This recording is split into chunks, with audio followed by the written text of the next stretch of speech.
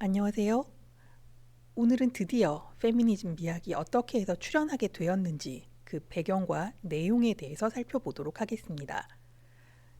우리가 지난 시간에 칸트의 미학에 대해서 살펴보고 그 내용을 통해서 근대 미학이 어떤 식으로 자리를 잡게 되었는지를 정확히 살펴보았습니다. 그리고 사실 칸트가 정립한 그 미학의 내용이 일반적으로 미학하면 모든 사람들이 생각하게 되는 바로 그 내용입니다. 그러면 오늘은 칸트 미학에 대한 비판을 중심으로 페미니즘 미학에 대한 기본적인 이해를 구해보도록 하겠습니다. 자, 첫 번째 비판의 목적은 취미 판단의 주체가 과연 누구인가에 대한 이야기입니다. 우리는 그 취미 판단을 어떻게 하는가 네 가지 계기를 통해서 특정한 주체가 미적인 대상을 아름답다라고 인식하거나 혹은 취미 판단을 정확하게 할 수 있게 된다는 사실을 알게 되었습니다. 그런데 이 취미 판단에 있어서 가장 중요한 문제는 첫 번째 계기, 다시 말해서 무관심적인 태도를 취해야만 한다. 그래서 무관심적인 태도를 취했을 때 얻게 되는 즐거움이 비로소 미적인 즐거움이다. 미적 판단의 결과로 우리를 이끈다. 이런 이야기를 이제 이해를 하게 되었는데 사실 무관심적인 태도로부터 취할 수 있는 즐거움이라는 거는 칸트의 설명을 미루어 보건대 어떤 욕구의 만족 혹은 내가 어떤 목적한 바를 이루었을 때 나에게 주어지는 즐거움하고는 완전히 다르다라는 것을 알게 되었습니다. 그런데 아무리 칸트의 설명을 우리가 따른다 하더라도 약간의 의문은 들 수 있습니다. 무관심적으로 대상을 보는데 도대체 그 대상을 어떻게 아름답다고 판단할 수 있을까? 라는 질문이 바로 그것인데요. 칸트는 이 부분을 세 번째 계기에서 설명을 하죠. 우리가 어떤 대상을 무관심적으로 바라보았을 때조차 즐거움을 얻게 된다는 건 그건 그 대상의 속성들이 맺고 있는 관계를 통한 것이고 그 관계는 당연히 형식적인 것을 통해서 우리가 그 대상을 판단할 수 있게 된다는 것이죠. 결국 말하자면 칸트가 어떤 주체한테 무관심적인 태도를 취했을 때 그 대상에 대해서 즐거움을 얻게 된다면 그게 미적인 것이다 라고 얘기할 때 키포인트는 무관심적인 태도와 그 태도를 가지고서 대상을 보았을 때 대상 속에서 우리가 형식적인 아름다움을 알아낼 수 있을 때 그때 비로소 취미 판단 혹은 미적 판단이 가능하다는 이야기가 되겠습니다. 자, 뿐만 아니라 미적 판단은 개념을 거치지 않는 판단, 다시 말해서 비규정적인 판단이라는 거죠. 그래서 이 미적 판단을 내릴 때 우리는 지성, 이성이 아니라 상상력과 지성을 자유롭게 조화시키는 과정을 통할 수밖에 없다라고 칸트는 설명합니다. 그런데 이걸 다 받아들여서 우리가 일단 긍정한다고 하더라도 또 다른 질문이 나타나게 됩니다. 도대체 무관심적인 태도를 취하고 대상의 형식적인 관계들을 통해서 즐거움을 얻을 수 있는, 다시 말해서 이런 취미 판단을 하는 주체는 도대체 누구인가라는 문제가 되겠죠. 자, 결론을 먼저 얘기하자면 사실 미적 판단 혹은 취미 판단을 할 수 있는 주체는 남성입니다. 왜냐하면 이게 개념을 통한 규정적 판단이 아니라고 하더라도 기본적으로 이런 아름다움을 알아볼 수 있으려면 상상력과 지성이 자유롭게 놀 수 있어야 되는 것이고 사실 상상력과 지성이라고 하는 것은 정신 능력의 일부입니다. 그런데 17세기, 18세기, 19세기, 20세기 초반까지도 철학의 입장은 남성이 여성보다 더 뛰어난 정신 능력을 가지고 있다라는 걸 긍정하는 입장이었습니다.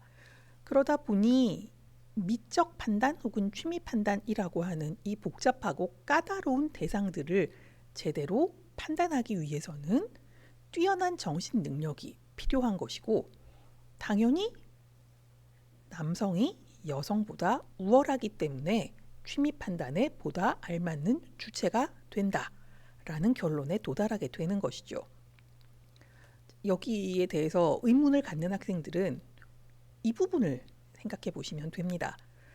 무관심적 태도라고 하는 것은 우리로 하여금 대상의 내용이 아니라 대상이 갖고 있는 형식에 대한 집중을 요구하는 것이고, 형식에 대한 집중은 사실은 미적 대상이라고 하는 건 우리가 거의 선, 색, 면 이런 것들이 이루어내는 조화, 균형, 통일성 이런 것으로 연결되게 됩니다. 자, 그런데 이런 형식에 대한 집중을 제대로 할 수 있도록 하는 건 사실은 교육이라는 거죠. 실제로 여러분 대부분이 추상 미술을 별로 안 좋아할 텐데, 추상 미술은 우리가 바로 봤을 때 내용을 알 수 없죠.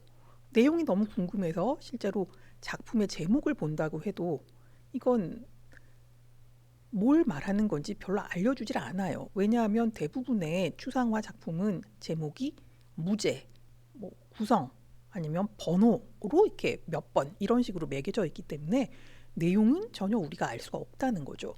그런 경우 우리는 내용보다 작품의 형식에 집중하게 되는데, 이 형식을 보고서 즐거움을 느끼는 것은 사실은 교육이 수반되어야 하는 일이라는 거죠. 이 부분은 나중에 우리가 추상을 다룰 수 있게 되면 그때 조금 더 자세히 얘기해 보도록 하겠습니다. 아무튼 형식, 대상이 갖고 있는 형식에 대해서 집중하고 거기서 즐거움을 끌어내는 데는 교육이 필수적이다 라는 사실을 우리가 그렇구나 라고 인정하게 된다면, 교육은 누구에게 주어졌는가의 문제를 생각해 보아야만 합니다. 사실 20세기 후반에 이르기까지 대부분의 교육은 남성에게 집중되었습니다. 20세기 후반이라 하면 100년도 안 됐죠. 그죠? 근데 우리가 다음 시간쯤에 이제 페미니즘의 역사에 대해서 배우면 알게 되겠지만, 미국마저도 1970년대 이전까지 여성에게 고등교육을 시키는 일이 극히 드물었다라는 사실을 알게 됩니다. 그러다 보니 20세기 중후반까지 교육은 남성에게만 주로 주어졌고, 그러다 보니 대상이 가진 형식을 집중해서 살펴보고 그 형식으로부터 아름다움 혹은 즐거움을 끌어낼 수 있는 주체, 다시 말해 미적 판단, 취미 판단의 주체는 당연히 남성이 될 수밖에 없다는 것이죠. 자, 그래서 바움가르텐으로부터 칸트로 이어지는 근대 미학에서 취미 판단의 주체는 여성이 아니라 남성에 국한되는 것입니다. 자, 만약에 우리가 이제 쭉 정리를 해서 무관심적 관조를 할 수 있는 존재, 다시 말해 미적 판단의 주체가 될 수 있는 존재가 오로지 남성이라고 하면, 우리가 지난 시간에 배웠던 4가지 계기를 통해서 칸트가 미적 판단은 주관적이지만 동시에 보편적이다 라는 말을 통해서 확보하려고 했던 보편성 또한 남성들 사이에서 보편성을 확보하는 문제에 국한된 것이지, 여성들은 그런 논의에 들어갈 수 없었다. 조금 더 정확하게 얘기하면 칸트의 미적 판단의 논의에서 여성들은 배제된다라고 이야기할 수 있겠습니다. 자, 이렇게 보자면 취미 판단의 주체, 그러니까 어떤 대상을 보고 아름다움을 판단하는 주체의 문제는 여성은 완전히 배제된 논의였다라는 부분을 우리가 확인할 수 있겠죠.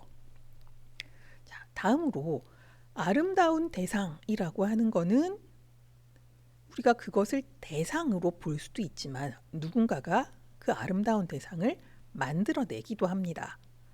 물론 칸트가 얘기하려고 했던 아름다운 대상은 신이 만들어낸 것, 자연 대상이 주된 논의의 영역이 되는데요. 그럼에도 불구하고 칸트는 인간이 아름다운 대상을 만들어낼 수 있다라는 부분을 부정하지는 않습니다. 왜냐하면 17세기, 18세기에는 예술이 굉장히 많이 발전을 해서 특히 이 시각 예술의 발전이 굉장히 이렇게 엄청났습니다. 그러다 보니 칸트가 살아있는 당시에도 뛰어난 화가, 뛰어난 조각가 이런 사람들이 실제로 존재했고 그들이 만들어낸 어떤 인공적인 대상이 여전히 우리로 하여금 미적인 대상으로 여겨졌던 것이죠. 자, 그래서 칸트 또한 인공적인 아름다운 대상이 존재할 수 있다라는 가능성을 부정하지 않았고요. 대신에 그 부분에 대한 논의를 칸트는 굉장히 좁힙니다. 그게 바로 예술가 천재라고 하는 개념입니다. 실제로 판단력 비판의 거의 마지막 부분에 예술가와 천재라고 하는 개념을 가지고 예술가 천재를 설명하는 부분이 나오는데 사실은 이게 칸트만의 독창적인 생각은 아닙니다. 왜냐하면 이 천재와 관련된 논의의 뿌리는 고대 그리스까지 거슬러 올라갈 수 있기 때문입니다. 자, 실제로 우리가 지지난 시간 한참 됐죠. 그 플라톤 얘기를 하면서 플라톤은 시, 음악 이런 것들을 그 미메시스 다시 말해서 이 뭔가를 모방하는 것과 다르다라고 설명을 했다고 그랬죠. 왜 다르냐? 뭘 모방하는 것이 아니라 이건 뮤즈가 와서 영감을 주고 그 영감이 원천이 되어서 시를 만들어내는 문제이기 때문에 모방과 관련이 없다라고 주장한 바가 있다라는 걸 이제 떠올리시면 될 것 같아요. 자, 그래서 사실 이 플라톤은 뮤즈가 뭔가 영감을 불어 넣어주는 그 지점을 접신이라고 생각하고 이거 광기다라고 굉장히 부정적으로 보았던데 반해서 일반적인 고대인들은 이 뮤즈들이 예술의 영감의 원천이다라는 부분을 일반적인 어떤 의견으로 받아들였습니다. 그런데 사실 생각을 해보면 이 뭔가 영감을 불어 넣어주는 뮤즈와 그 영감을 받아서 실제 창조적인 활동을 하는 시인 혹은 음악가 이 두 사람은 성별이 다릅니다. 뮤즈는 주로 하급 여신이잖아요. 뮤즈가 9명이라고 하는데 이 9명의 뮤즈는 거의 여신들의 모습으로 다뤄집니다. 그럼 뮤즈들의 영감을 받아서 실제 창조적인 작업을 하는 시인들은 희한하게도 남성입니다. 그러다 보니 이 고대에도 이미 이 창조성의 원천은 인간적인 부분이 아니라 신적인 부분에 있다라고 얘기를 하면서도 신이 남성의 모습을 한 신이 아니라 여성의 모습을 한 신의 창조성의 원천이 있다. 하지만 그런 창조성의 원천은 남성 예술가에게 전해질 때만 비로소 창조하는 능동적인 역할로서의 예술가 혹은 예술 행위 그 결과물로서의 예술 작품이 나타난다라고 하는 굉장히 독특한 이분법적 구조를 보입니다. 실제로 이런 부분이 쭉 이어져서 르네상스가 되면 르네상스에서는 더 이상 뮤즈를 얘기를 하진 않아요. 뮤즈를 얘기하진 않는데 여기서도 여전히 어떤 그 영감이 이렇게 주어져야지만 창조성이 발현되어서 실제 창조를 한다. 창조적인 행위를 한다. 이런 생각은 여전히 이어졌고요. 여기서 더 중시되었던 건 뮤즈가 아니라 실제로 이런 그 창조성을 잘 발휘해서 그러니까 영감을 받아들이는데 굉장히 민감해서 창조적인 활동을 잘하는 천재 예술가라고 하는 부분에 보다 사람들이 주목을 했습니다. 그도 그럴 것이 르네상스에는 실제로 천재들이 존재를 했었죠. 여러분들 잘 아시는 레오나르도 다빈치 혹은 뭐 라파엘로, 미켈란젤로 이런 사람들은 거의 동시대에 존재했던 실제 천재들입니다. 이 다른 얘기 안 하고 레오나르도 다빈치 얘기만 한다고 해도 여러분이 천재가 아니다라고 부정할 수는 없겠죠. 그죠? 레오나르도 다빈치 같은 경우는 정말 못하는 게 없었던 그런 특별한 사람이잖아요. 그죠? 실제로 그래서 천재 예술가에 대한 이미지는 그 고대 논의 이외에도 실제 르네상스의 천재 예술가들의 등장과 그 사람들이 이제 굉장히 유명해지면서 모든 사람들의 머릿속에 그래, 천재 예술가란 존재가 진짜로 있고 이러이러한 사람을 우리가 천재 예술가라고 불러라는 생각이 강화되었다는 거죠. 근데 문제는 르네상스 동안에 활발히 활동을 한 예를 들어 미술가가 있다고 하면 그들의 대부분이 다 남성이었다는 점이죠. 그러다 보니 천재 예술가는 남성이다 라는 생각이 점점 일반화되게 되었고, 그러다 보니 여성 미술가 혹은 여성 예술가에 대한 대우가 굉장히 나빠지는 그런 현상을 낳게 되었습니다. 대표적인 사례가 로댕과 까뮤 클로델의 사례인데요. 로댕과 까뮤 클로델은 동지이자 같이 함께 작업을 하는 동료이자 연인이었습니다.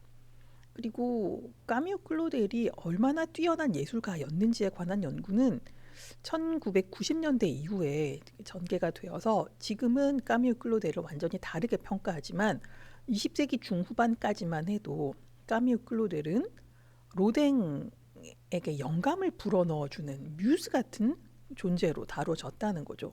얘기를 하자면 로댕이라고 하는 뛰어난 남성 천재 예술가를 돕는 보조적인 역할을 하는 여성, 그 중에서 예술적인 어떤 그 특징을 잘 발현하는 여성 예술가가 까뮤 클로델이다. 하지만 까뮤 클로델은 창조적인 역할을 하는 예술가 천재는 아니다 라는 이해가 20세기 중후반까지의 설명입니다. 자, 그러면 19세기 당시에 까뮤 클로델은 얼마나 힘들었을까요? 아무리 뭔가를 잘 하려고 해도 항상 칭찬은 로댕에게 돌아가고 까뮤 클로델은 사회적으로 아무런 인정도 받지 못하는 상황이었다는 거죠. 결국 까뮤 클로델은 그 정신병원에 수감되어서 생을 마치는 굉장히 불우한 삶을 살게 됩니다. 이게 이제 극단적으로 이렇게 딱 얘기를 하자면 아마도 예술가 천재라고 하는 개념이 여성 예술가에게 자리를 내주지 않아서 많은 여성 예술가들을 실제 사회로부터 배제하는, 소위 예술계로부터 배제하는 그런 사태를 불러일으켰다라고 얘기할 수 있겠습니다. 자, 그런데 이제 원래 얘기로 돌아가서 칸트가 인공적인 아름다운 대상을 만들어내는 존재가 천재다라고 주장하면서 예술가 천재에 대한 설명을 굉장히 많이 하게 됩니다. 이 부분이 이제 쉽지는 않은데요. 아주 간단하게 생각을 해보자면 천재들은 기본적으로 그 일반 사람들하고는 다르다는 거죠. 어떻게 다르냐? 천재들은 사실은 미적인 이념, 그러니까 미적인 이념이라고 하는 게 칸트는 항상 그 정신적인 능력이 도달할 수 있는 최고의 수준이 이념이라고 얘기를 하는데요. 그 개념의 끝에 있는 이념뿐만 아니라 미적 이념이라는 것이 있다는 거죠. 그런데 천재들은 이 미적 이념들을 어떻게든지 지금 이제 그 정확하게 파악을 한다고 얘기할 수는 없지만 미적 이념들과 이게 관계가 다 있어서 실제로 미적 이념들을 우리가 이 실제로 그 감각적으로 만날 수 있는 실제 대상 속에 구현하는 그런 활동을 한다. 그게 바로 천재가 하는 창조 활동이다 라고 주장합니다. 자, 사실 칸트가 천재라고 하는 이 존재를 설명할 때 천재는 굉장히 독특한 존재라는 거죠. 왜냐하면 천재는 자신이 부지불식간에 알게 된 어떤 미적 이념들을 실제 우리가 감각을 할 수 있는 대상 속에 구현하면서 이게 사실은 신이 만든 자연 대상하고 다를 바 없이 우리가 그걸 본다면 우리 인식 능력들의 자유로운 놀이, 다시 말해 이게 개념은 뭔지 모르기 때문에 개념을 통해서는 이 천재들이 만들어낸 아름다운 대상이 뭔지 설명할 수 없기 때문에 마치 신이 만들어낸 자연 대상들처럼 우리가 그걸 볼 때 무관심적 태도를 취하고 그 다음에 이 상상력이 먼저 출동해서 지성이 나중에 도와주는 그런 자유로운 놀이를 경험해서 그 다음에 형식적인 아름다움을 받아들이고 그걸 이제 다른 사람들하고 이렇게 이야기할 수 있는 똑같은 메커니즘을 따라가면서 아름답다라고 이야기할 수 있게 된다는 거죠. 자, 그래서 아름다운 산이나 장미꽃 봉우리를 보는 거랑 똑같은 방식으로 천재가 만들어낸 아름다운 인공 대상은 우리가 보자마자 우와 아름답다라는 판단을 먼저 내리게 된다는 거죠. 이게 취미 판단하고 똑같은 메커니즘을 따라간다는 거예요. 그래서 취미는 언제나 판단의 능력, 판단이 먼저 된다는 거죠.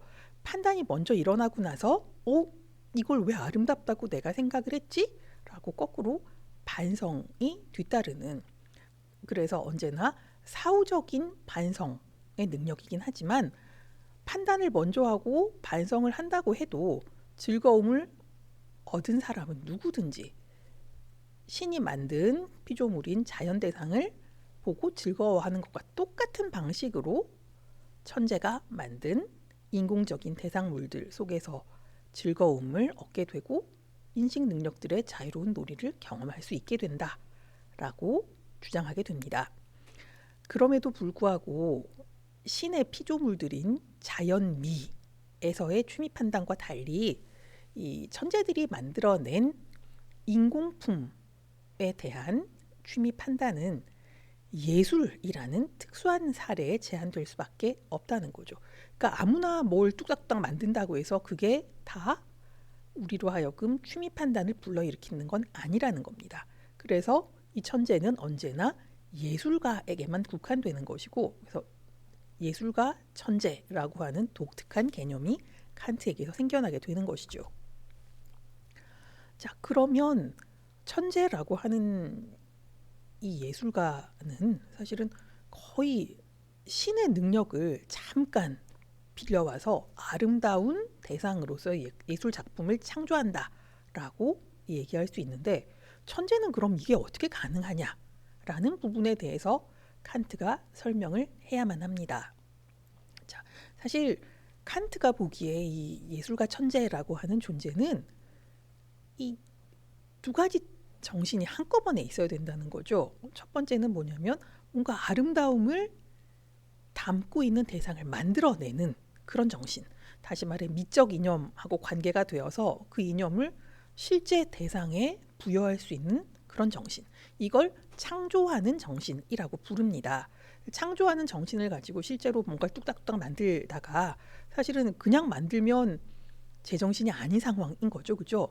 이걸 만들다 중간에 떨어져서 우리가 취미 판단을 하는 것처럼 이 형식들이 과연 아름다운 어떤 관계들을 맺고 있는가를 살펴봐야 한다는 거죠. 그걸 향유하는 정신이라고 얘기하는데, 이 향유하는 정신은 취미 판단을 하는 주체가 갖고 있는 정신이기도 합니다.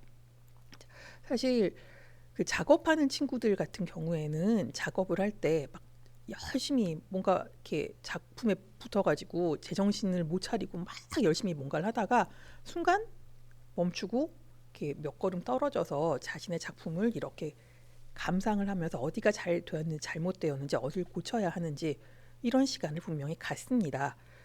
그 과정이 사실은 창조하는 정신과 향유하는 정신이 왔다 갔다 하는 그런 과정으로 볼 수 있고요. 그래서 천재는 이 창조하는 정신과 향유하는 정신을 모두 가지고 있는 그런 존재다라고 칸트는 설명합니다. 그래서 이 천재 예술가 천재들은 일반인들하고는 완전히 다른 존재라는 것이죠. 그래서 이 천재가 만들어낸 어떤 예술적인 창안 이런 거는 절대로 모방될 수 없는 특수한 것이다 라고 칸트가 주장하게 되고, 그래서 칸트가 보기에 특히 미술은 천재의 기술이 아닐 수 없다라는 입장을 취하게 됩니다. 자, 그래서 이제 천재에 관한 칸트의 설명을 좀 정리를 해보자면, 천재는 자연을 따라서 예술의 규칙을 부과하는 자라고 설명을 하는데, 이걸 조금 부연해 설명을 하자면 자연의 규칙을 부여한 게 누구라는 거예요. 그건 신이죠. 그죠? 신이 마치 자연의 어떤 규칙을 부여했던 것처럼 천재는 예술에 규칙을 부여하는 그런 자인데 그냥 아무것도 모른 채로 예술의 규칙을 부여할 수는 없으니까 자연을 보면서 신이 자연에 어떤 방식으로 규칙을 부여했는가를 잘 떠올려서 예술의 규칙을 부여할 수 있는 그런 특별한 능력을 가진 존재다라고 칸트는 설명합니다. 그리고 이 천재는 예술에만 존재합니다. 오늘날 우리는 천재라고 하면 뭐 수학 천재도 있고 무슨 뭐 음악 천재도 있고 뭐 심지어는 얼굴 천재도 있죠, 그죠? 그런데 칸트한테서는 이게 예술에만 국한된 것이고 특히 미술에 더 많은 설명을 하고 있습니다.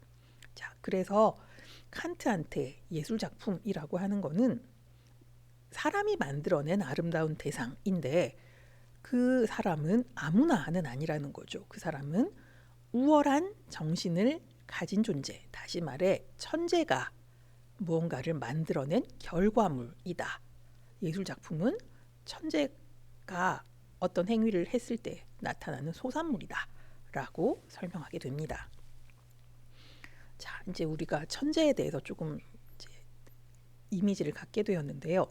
이제는 비판을 해봐야 되는 시간이죠. 자, 천재, 다시 말해 우월한 정신을 소유한 이 존재는 누구일까? 라는 질문을 해봐야 되겠습니다.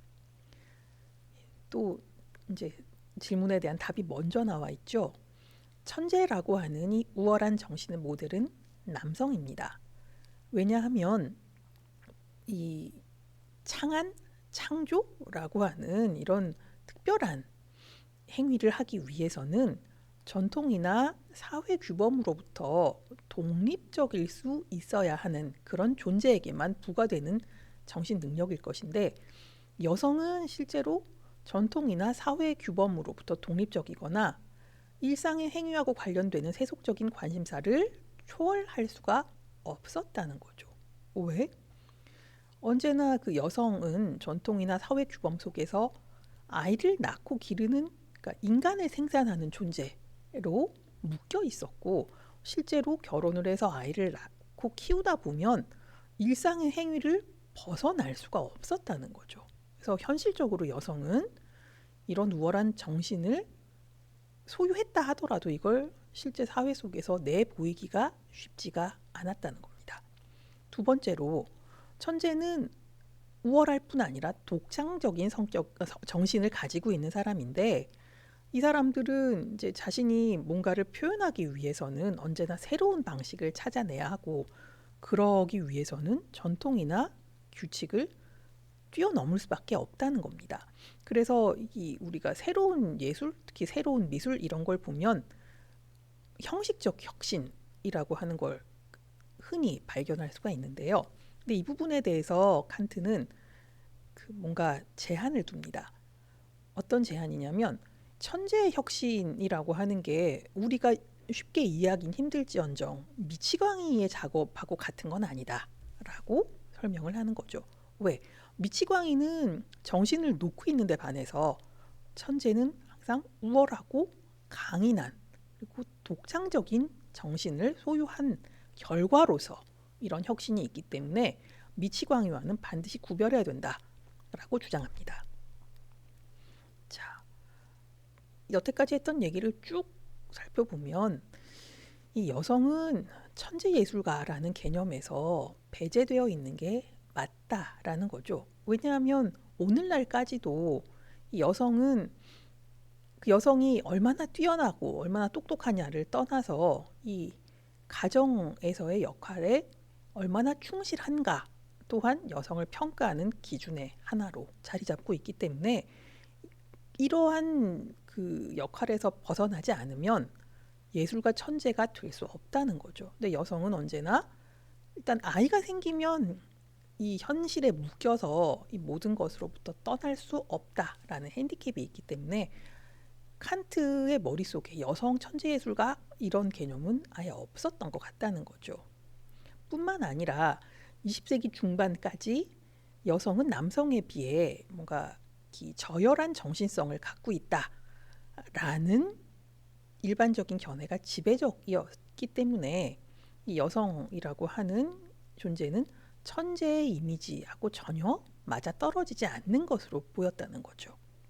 그래서 그 취미 판단, 다시 말해서 어떤 대상을 보고 아름답다, 아름답지 않다라는 부분을 이론적으로 설명하고 설득하는 그런 입장인 미학하고, 그다음에 어떤 그 창조적인 존재가 어떤 작품을 만들어냈을 때 이게 왜 훌륭한지를 설명하는 예술론은 사실은 처음부터 그 출생, 그 기원에서부터 남성 중심적인 시각에서 구성된 것이다 라는 사실을 우리가 알 수 있습니다.